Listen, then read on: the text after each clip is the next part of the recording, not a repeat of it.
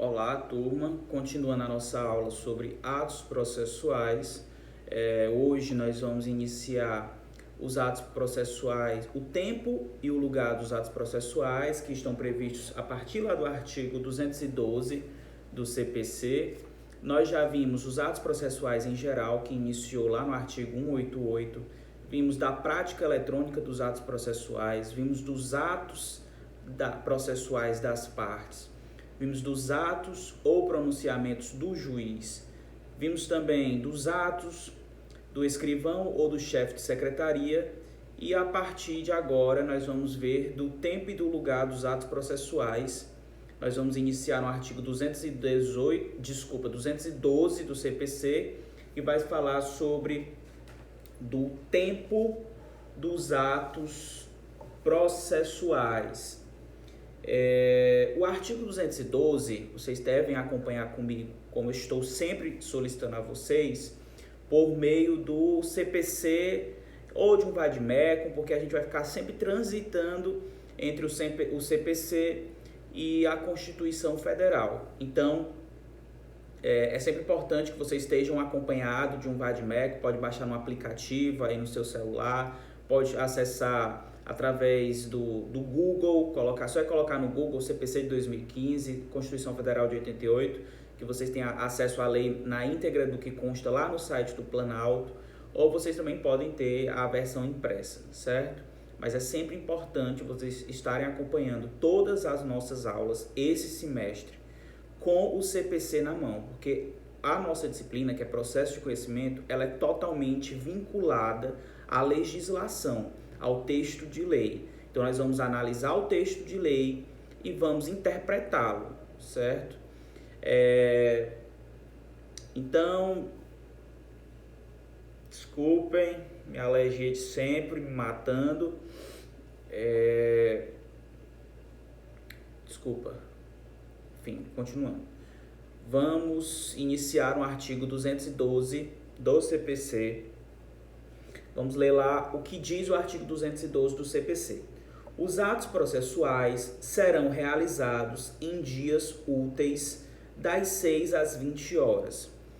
O que é que quer dizer esse dispositivo? Esse dispositivo ele quer dizer que, em regra, os atos processuais eles devem ocorrer em dias úteis. Observem grifem essa observação, das 6 às 20 horas. Em regra, em dias úteis, os atos processuais devem ocorrer das 6 da manhã até as 20 horas, certo?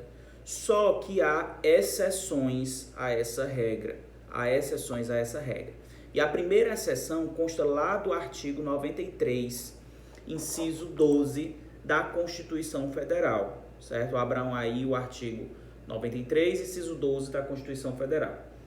O artigo 93, inciso 12, vai dizer o seguinte: a atividade jurisdicional será ininterrupta, ou seja, ela não para, inclusive em feriados e finais de semana, sendo vedado férias coletivas nos juízos e tribunais de segundo grau, funcionando nos dias em que não houver expediente forense normal, que é a regra, nós já falamos, juízes em plantão permanente. Ou seja, todo tribunal de justiça, ele tem que ter na sua lei de organização judiciária a organização, obviamente, dos seus horários que não sejam dias úteis e normais, ou seja, finais de semana e feriados. Então vai ter sempre um plantão judiciário. Então, todo final de semana ou todo feriado, você entra lá na plataforma, lá no site do Tribunal de Justiça, ou até no próprio Instagram do Tribunal de Justiça, que vai ter lá as informações do plantão judiciário. Aí ele vai dizer onde vai ser o plantão judiciário regional, que vai ser os plantões judiciários do interior ou da região metropolitana de Fortaleza. Vai ter uma cidade sede que vai estar recebendo as ações provenientes do plantão judiciário. E da mesma maneira vai ocorrer em Fortaleza e no Tribunal de Justiça. Então eles vão dizer o horário que vai ter esse plantão, qual vai ser a matéria que vai ser avaliada. Por exemplo, em Fortaleza tem um plantão de manhã para questões, acho que penal, não lembro com certeza, que aí é lá na 17ª vara, que é a vara de custódia. Aí tem um horário, acho que é de 8 às 12. E à tarde tem o plantão da área civil, que ocorre no Fórum Clóvis Bevilacqua, e eles determinam qual vai ser a vara que vai ter o plantão. E também ocorre da mesma maneira no Tribunal de Justiça, fica um desembargador e o seu gabinete de plantão. E também isso ocorre no interior do estado. Então, independente do dia ser não útil, vai haver essa exceção à regra dos atos processuais. Então, vai depender da questão organizacional daquele tribunal. É o tribunal que vai dizer qual vai ser o horário de funcionamento do plantão, onde ele vai ocorrer. Então, o jurisdicionado, o advogado, ele vai ter que ter ciência disso para que ele depois não alegue que não tinha conhecimento, porque ele não pode fazer esse tipo de alegação. Consta lá das portarias do Tribunal de Justiça. Então, existe a regra e existe a exceção à regra. E, em continuidade, a exceção são os parágrafos do artigo 212. Então, vamos voltar lá para o artigo 212 do CPC, que ele vai dar continuidade às exceções à regra.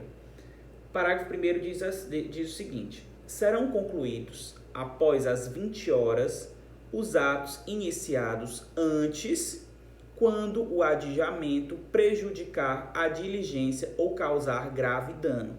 Ou seja, a regra é que os atos processuais ocorrerão das 6 às 20, certo?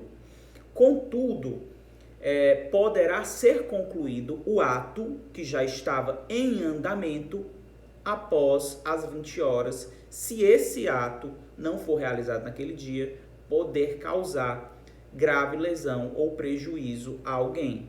Entenderam? Se não for gerar essa grave lesão ou grave prejuízo ou lesão a alguém, então pode ser adiado para o próximo dia útil seguinte a continuidade daquele ato. Mas se for gerar, então ele pode ter continuidade a partir das 20 horas. Vamos ver o que diz o parágrafo 2º. Independente de autorização judicial, as citações, intimações e penhoras poderão realizar-se no período de férias forenses, onde as houver, e nos feriados ou dias úteis, fora do horário estabelecido neste artigo, observando o disposto no artigo 5º, inciso 11 da Constituição Federal. Ou seja, independente de autorização judicial, as citações e intimações, nós vamos ver ainda a questão da citação e da intimação, qual é a diferença entre citação e intimação, e penhoras poderão realizar-se no período de férias forense, onde as houver, e nos feriados ou dias úteis, fora do horário estabelecido neste artigo, observando o disposto no artigo 5º, inciso 11 da Constituição Federal. Primeira coisa, o que são as férias forenses? As férias forenses é o recesso da justiça. Esse recesso da justiça ele ocorre em dezembro e ele inicia no dia 20 de dezembro e vai até o dia 6 de janeiro, certo? Consta lá da Constituição. Então, o recesso forense ocorrerá nesse período. Contudo, o novo CPC, ele trouxe a previsão de que os atos processuais, eles se manterão suspensos do período entre 20 de dezembro e 20 de janeiro. Professor, por que de 20 de dezembro a 20 de janeiro? O recesso forense, recesso da justiça, é de 20 de dezembro a 6 de janeiro. E de 20 de dezembro a 20 de janeiro é o recesso da advocacia. Então, foi como se fosse dado férias aos advogados. Então, durante esse período, de 20 de dezembro a 6 de janeiro, recesso da justiça. E de 20 de dezembro a 20 de janeiro, recesso da advocacia. Então, nesse período, os atos processuais estão suspensos. Mesmo que a justiça volte a funcionar no dia 6 de janeiro, os atos continuam suspensos. Eles voltam para trabalhos internos. Atos processuais, audiências, tudo parado. Entenderam? Vamos ver o que é que diz esse artigo 5º, inciso 11º da Constituição Federal. Só um minuto. Artigo 5º, ou seja, dos direitos e deveres individuais e coletivos, dos direitos e garantias fundamentais. O artigo 5º, inciso 11º, ele vai dizer o quê? A casa é asilo inviolável do indivíduo. Ninguém nela podendo penetrar sem consentimento do morador, salvo em caso de flagrante delito ou desastre, ou para prestar socorro, ou durante o dia, por determinação judicial. Ou seja, os atos processuais, mesmo que sejam em dias úteis e em horário forense, devem observar o que consta nesse artigo, nesse inciso do artigo 5º da Constituição Federal, ou seja, que a casa é asilo inviolável, salvo aquelas exceções, mas em regra, em dias úteis, em horário forense ou em exceção a isso, não se pode praticar os atos processuais sem autorização judicial e a casa é asilo inviolável. Entendeu? Continuando. Parágrafo 3º do artigo 212. Quando o ato tiver de ser praticado por meio de petição em autos não eletrônicos, essa deverá ser protocolada no horário de funcionamento do fórum ou tribunal, conforme disposto na lei de organização judiciária local. O que quer dizer esse artigo? Quando o ato processual for realizado por meio não eletrônico, ou seja, o processo não é eletrônico, então processo físico, ou ato processual de meio físico, terá que ser observado a questão do horário da lei da organização judiciária de cada tribunal. Professor, em regra, os atos processuais eletrônicos, eles podem ser realizados até as 24 horas ou até a meia-noite do dia vigente. Exemplo, hoje é dia 13 de abril de 2020. Então, se eu pudesse praticar um ato, se hoje fosse um dia útil, no caso Fortaleza não é, porque é aniversário de Fortaleza, é feriado. Mas, digamos que Maracanaú, hoje é um dia útil, então eu posso praticar os atos processuais eletrônicos até a meia-noite de hoje, até as 23 horas e 59 minutos. A partir de meia-noite eu não posso mais, isso não seria mais tempestivo. Não vamos entrar nessa questão de tempestividade agora.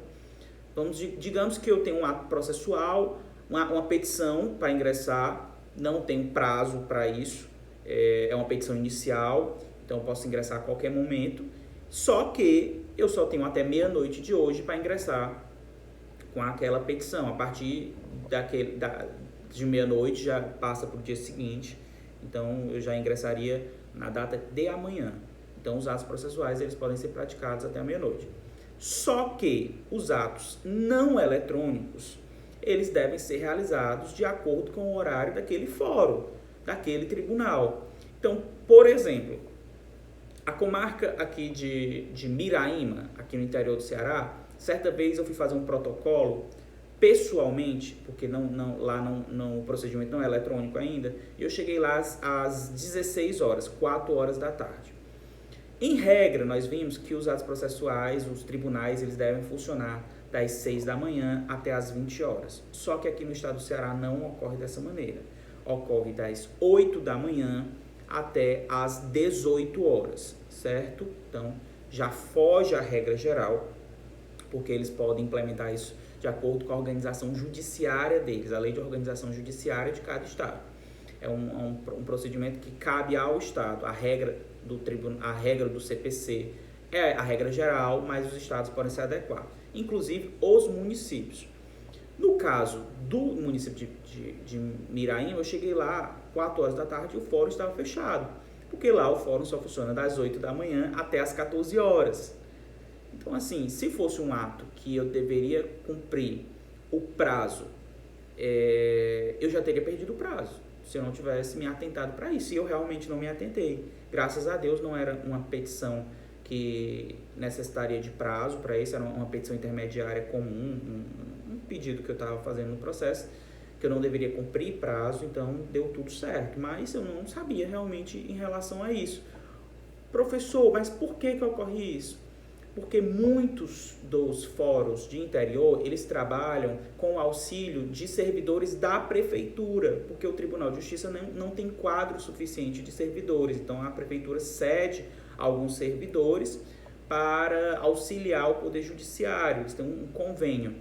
Então, as pessoas que trabalham nesse fórum, eles eram professores, então eles só trabalhavam o horário deles, só cumpriam o horário deles, que era de 8 às 12, e outros cumpriam de 10 às 14, e até o máximo que eles ficavam era 14 horas, depois fechava o fórum. Então, isso pode acontecer, é comum ocorrer, é uma exceção à regra, meio ilógico que isso aconteça na justiça, é meio absurdo, mas acontece. O que auxilia muito agora é o processo judicial eletrônico, que graças a Deus está sendo implementado em todo o estado do Ceará. Mas isso pode ocorrer sim. Então a gente tem que observar sempre, essa é uma regra, essa é uma exceção à regra, na verdade. Então, sempre que for cair em prova, vai cair sempre essa pegadinha, porque a gente verifica que existe uma regra, mas existe uma exceção a essa regra. Então tem sempre um caso concreto, e eles vão colocar essa casca de banana, que aí é o que vai fazer o diferencial na prova de quem realmente se atentou para as exceções e não para a regra no geral. Vamos para o artigo 213. A prática eletrônica de ato processual pode ocorrer em qualquer horário até as 24 horas do último dia do prazo. Já tratamos sobre isso. Então, digamos que o meu prazo para apresentar uma petição, prazo final para apresentar uma petição fosse hoje, dia 13 de abril de 2020, então eu teria até meia-noite de hoje para fazer isso. Mas o professor orienta a vocês que nunca deixem para a última hora, porque pode haver instabilidade no sistema, pode ter problemas com a sua internet. Então, no máximo, 1 hora antes, você tem que começar a tentativa de protocolo. Entendeu? Pode dar um erro, e isso é muito comum. Então, nunca deixem para a última hora, nunca deixem para o último minuto. Mas a regra diz que é até as 24 horas do último dia do prazo, que não seja meia-noite do último dia do prazo. Parágrafo único. O horário vigente no juízo perante o qual o ato deve ser praticado será considerado para fins de atendimento ao prazo.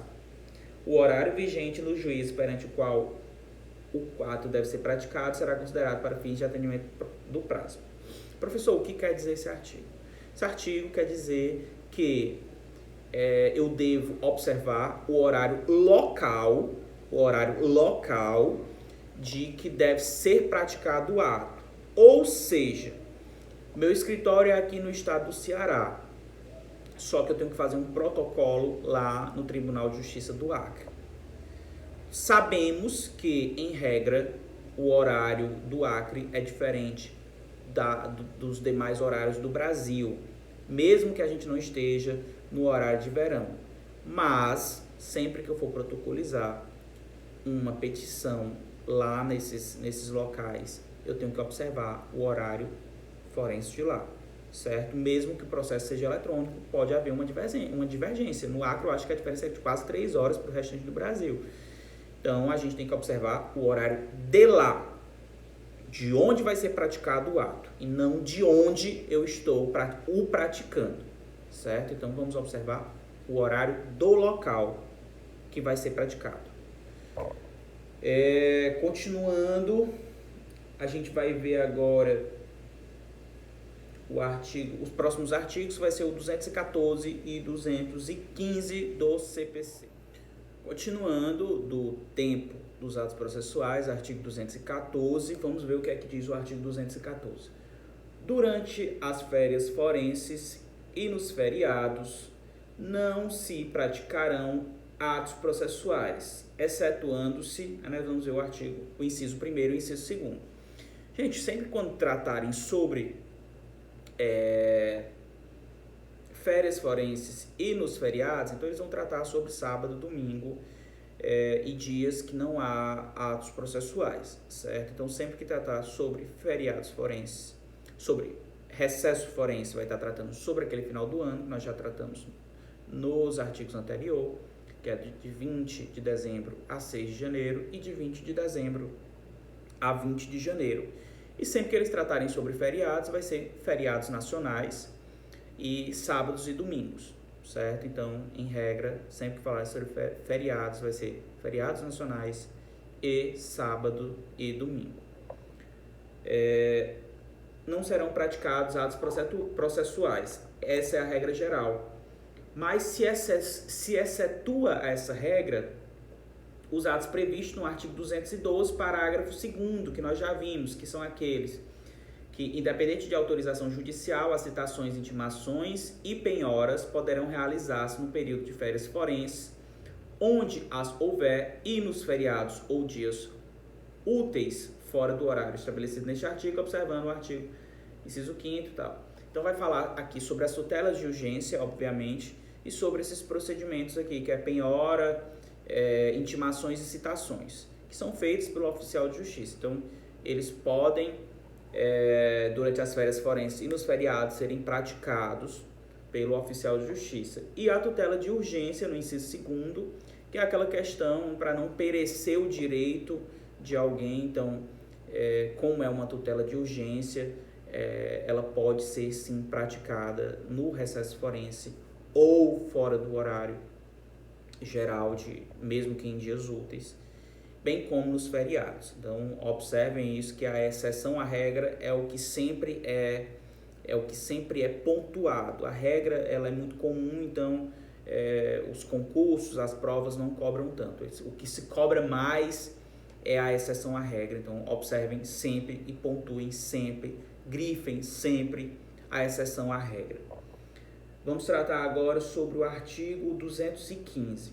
O artigo 215 ele vai falar o seguinte: processam-se durante as férias forenses, onde as houver, e não se suspendem pela superveniência delas, os procedimentos de jurisdição voluntária e os necessários à conservação de direitos, quando puderem ser prejudicados pelo adiamento. Professor, o que é essa jurisdição voluntária? Gente, jurisdição voluntária é quando as partes entram consensualmente em um acordo. Isso pode ocorrer em um divórcio consensual, que não seja necessário a intervenção do Ministério Público, que não envolve menor. Isso pode ocorrer num reconhecimento e dissolução de união estável, ou só o reconhecimento ou só a dissolução de união estável. Porque tem um efeito, esse tipo de procedimento, ele tem um efeito muito mais declaratório. Então, quando se fala em jurisdição voluntária, não está se falando sobre jurisdição contenciosa. Então, é muito mais uma questão de ato mesmo, de um procedimento mais como é que eu posso falar? Muito mais interno do Tribunal de Justiça, que precisa reconhecer e dissolver alguma coisa. São declarações, não são condenações. Então, mesmo que esteja em férias ou recesso, esses atos podem ocorrer. Às vezes até por uma necessidade ali, mesmo que seja recesso ou feriado, a parte está precisando daquilo com urgência. Mesmo que seja só um divórcio, pode estar prejudicando ali algum procedimento, até mesmo um empréstimo, muitas vezes. Enfim, coisas que envolvam casamento, jurisdição voluntária. Então, também marquem no vade-mecum de vocês, nos estudos de vocês, nas anotações de vocês, pontuem essa parte que fala sobre jurisdição voluntária, porque normalmente as bancas, os professores, eles vão trocar esse nome de jurisdição voluntária por jurisdição contenciosa, e aí que você vai cair do cavalo. Então, É importante que vocês grifem esse ponto que trata sobre os procedimentos de jurisdição voluntária e os necessários à conservação de direitos. Conservação de direitos, alimentos, mesmo que seja feriado ou recesso forense, continua a valer aquele ato processual, principalmente quando envolver perecimento de direito de alguém. Inciso 2º, a ação de alimentos, já tratamos sobre isso, e os processos de nomeação ou remoção de tutor e curador, obviamente, que são coisas urgentes, que são coisas extremamente necessárias, questão de tutor, curador e alimentos. Então, independente do recesso ou férias, vai poder se praticar atos. Os processos que a lei determinar. Obviamente, se a lei determina, se tem outro dispositivo que trata sobre a possibilidade de atos processuais em determinados procedimentos, é óbvio que também poderá ocorrer. Artigo 216. Além dos declarados em leis, são feriados para efeito forense. Eu acabei de falar com vocês sobre isso, mas está aí a regra para apresentar o texto da lei apresentando o que eu já tinha falado para vocês, que além dos declarados em lei, são feriados para efeitos forenses, os sábados, os domingos e os dias em que não haja expediente forense. Acho que já tratamos sobre isso. E para a gente finalizar, nós já vimos do tempo, agora vamos ver do lugar dos atos processuais, que é a seção 2, artigo 217 do CPC. Os atos processuais realizar-se-ão ordinariamente na sede do juízo ou, excepcionalmente, em outro lugar, em razão de deferência de interesse da justiça, da natureza do ato ou de obstáculo arguido pelo interessado e acolhido pelo juiz. Em regra, os atos processuais realizar-se-ão ordinariamente na sede do juízo. Onde é a sede do juízo? É o fórum, é o Tribunal de Justiça, é a sede realmente como meio físico. Então, os atos processuais devem ocorrer dentro do fórum ou dentro do Tribunal de Justiça. Ou, se for suscitado por um dos interessados e acolhido por juiz, pode ocorrer em outro local. Professor, exemplo, pode haver o desaforamento em situações que possam vir a gerar prejuízo para a parte ou ameaça à sua vida, à sua integridade física. Isso ocorre muito em ações penais. Ocorreu um caso de grande repercussão social em cidade do interior, então o interessado, ou o próprio Ministério Público, ou o próprio juiz pode fazer o desaforamento, tirar o julgamento daquela cidade, que pode ocorrer, sei lá, uma invasão no fórum, a população está muito revoltada, então eles tiram aquele procedimento daquele fórum e colocam em outro local, na capital do estado, enfim, tem vários procedimentos, eu já vi isso ocorrer várias vezes. Já ocorreu de fecharem praticamente toda a cidade para ocorrer só um julgamento de uma pessoa que está presa em um presídio de segurança máxima. Enfim, são esse tipo de caso que fogem à regra, geram essa exceção e pode ocorrer essa possibilidade do ato processual não ocorrer na sede do juízo e poder ocorrer em outro local. Então, basicamente seria isso sobre a questão do tempo e do lugar dos atos processuais. E no próximo ponto a gente vai analisar dos prazos, que é o capítulo 3, que inicia no artigo 218 as disposições gerais sobre os prazos dos atos processuais. Agora a gente vai entrar na seção 1 do capítulo 3, que vai falar sobre os prazos, dos prazos processuais. E esses prazos, eles iniciam lá no artigo 218 do CPC. Vamos acompanhar a leitura do dispositivo. Os atos processuais serão realizados nos prazos prescritos na lei. Obviamente, aqui a gente vai estar observando o princípio da legalidade, que diz que se a lei determina, eu tenho que cumprir, né? Então, os atos processuais eles serão realizados nos prazos prescritos na lei, princípio da legalidade. E o parágrafo 1º ele vai dizer o seguinte: quando a lei for omissa, o juiz determinará os prazos em consideração à complexidade do ato. Ou seja, observando a omissão da lei, quem irá determinar o prazo será o juiz. E esse prazo ele vai ser baseado na complexidade daquele ato. Parágrafo 2º. Quando a lei ou o juiz não determinarem prazo, as intimações somente obrigarão a comparecimento após decorridas 48 horas. Quando a lei ou o juiz não determinar prazo, as intimações somente obrigarão a comparecimento. Aqui no caso está errado, seria o comparecimento, né? Então consta aí no site do Planalto, está errado. É o comparecimento após decorridas 48 horas. Gente, isso cai muito em prova, muito. Eles colocam que a pessoa está obrigada a comparecer após 24 horas, só que isso é uma lenda urbana, não existe essa questão de 24 horas.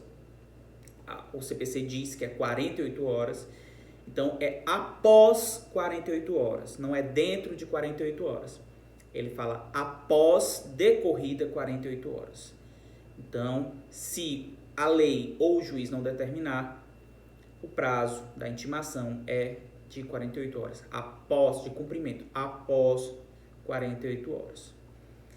Parágrafo 3º. Inexistindo preceito legal ou prazo determinado pelo juiz, neste caso, inexistindo a legislação não tratar e nem o juiz determinar, certo? Se diferencia do parágrafo 1º, que lá no parágrafo 1º a lei não determina, mas o juiz determina. Então, nesse caso, nem o juiz nem a lei. Será de 5 dias o prazo para a prática de ato processual a cargo da parte.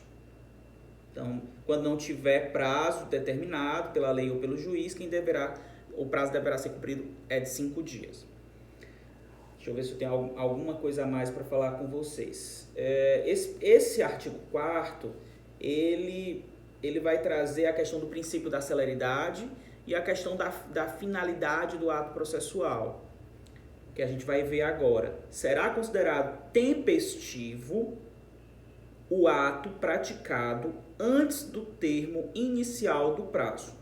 Ou seja, o juiz determina algo no processo, certo? E diz que essa determinação deve ser cumprida no prazo de 15 dias, que é o prazo comum normalmente, 15 dias úteis. Então, o juiz determina e manda que a secretaria intime o autor ou a parte contrária para cumprir aquela determinação. Só que antes de ser intimado, já consta lá no processo a determinação do juiz, porque o juiz determina, mas quem faz o ato é a secretaria. Então, o juiz fez uma determinação, consta lá no processo essa determinação, eu já vi, porque eu tenho acesso ao processo, então eu quero cumprir antes mesmo de eu ser intimado. Então, baseado no princípio da celeridade processual e da finalidade do ato processual, mesmo que não haja uma formalidade, que a formalidade seja o que? A intimação, se eu estiver albergado, se o que eu vou fazer é lícito, eu posso cumprir. A gente já viu que, independente da formalidade, se o ato processual atingir a sua finalidade, ok, mas para ele atingir a finalidade dele, tem que ser dentro da licitude. Então, se eu não fui intimado ainda para o ato, mas eu já quiser cumpri-lo, eu posso. É isso que ele está dizendo. Não quer dizer que se foi me concedido 15 dias, eu tenho que cumprir dentro daquele...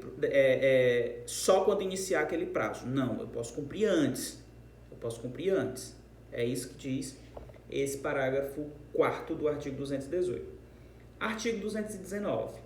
Na contagem do prazo em dias, estabelecido por lei ou pelo juiz, computar-se-ão somente os dias úteis. Obviamente, o CPC trouxe essa previsão de só se computar dias úteis. Então, sempre a gente tem que observar, quando a gente for contar prazo, feriados nacionais, feriados estaduais, feriados municipais, tem que verificar se houve alguma suspensão daquele fórum por algum período. Ocorre muito de ter suspensão, e aí você pode ganhar um dia a mais, ou se você, sei lá, perdeu o prazo, observar direitinho se não houve uma suspensão.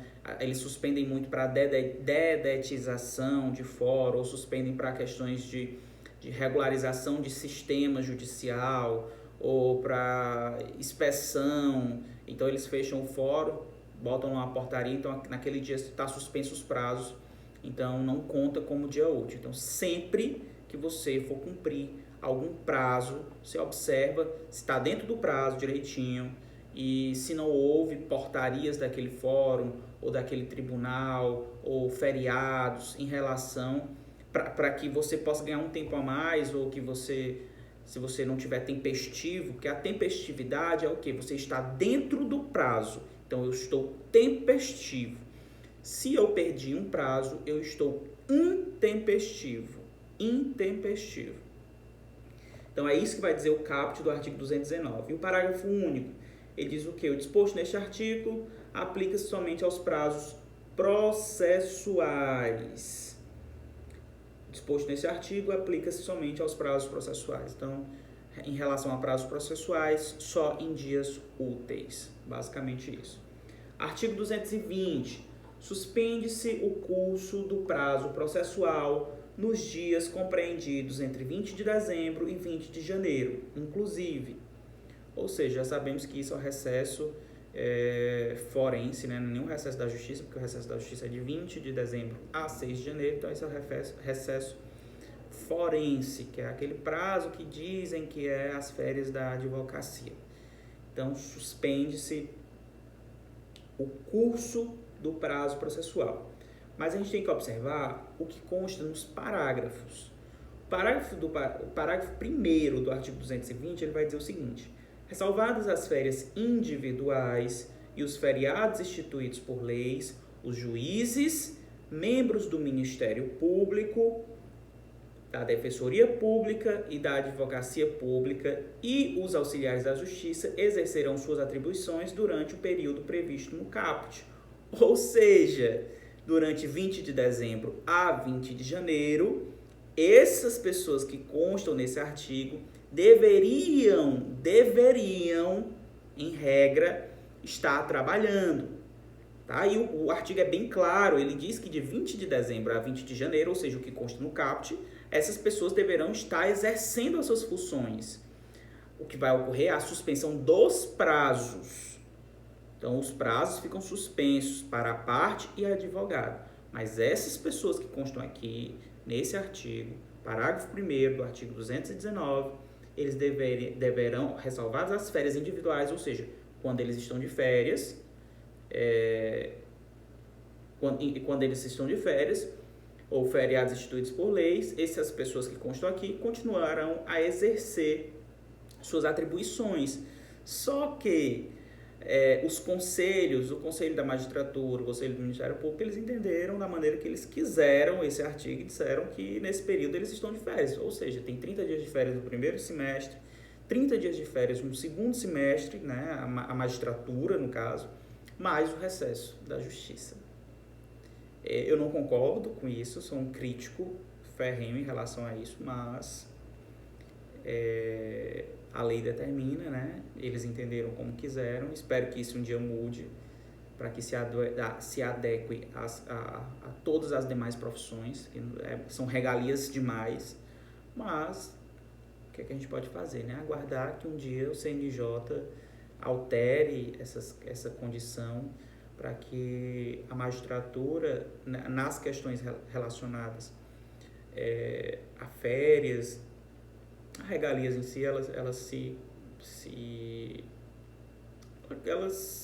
seja exemplo para as demais profissões, não que as demais profissões cumpram regras constitucionais, cumpram regras trabalhistas, cumpram regras, leis, e eles com as suas regalias de sempre, né?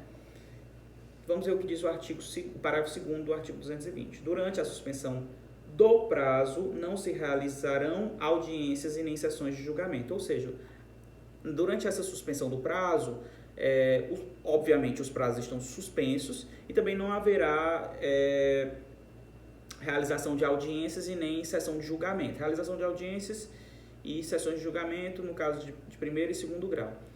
Então, o que determinaria esse artigo era essa questão da suspensão de prazos, suspensão de audiências e realizações de sessões de julgamento. Contudo, essas pessoas que constam aqui no parágrafo 1º, os seus conselhos entenderam que seriam férias para eles. Não é, se a gente lê a determinação que consta nesse artigo, não é férias, suspensão processual, de audiência e de julgamento. Só que eles preferem interpretar dessa maneira e é o que vem ocorrendo desde 2016. Então, nesse período, a justiça fica parada, tudo para, mas se caem em um concurso e vocês lembrarem da aula do professor, vocês vão saber que o que consta lá é que essas pessoas devem exercer suas funções nesse período, não é férias. Contudo, se houver uma ressalva, aí vocês vão lembrar também que os conselhos preferiram interpretar dessa maneira. Obviamente, é uma questão de classe, eles vão resguardar a classe deles, mas o que consta no CPC não é o que ocorre na prática.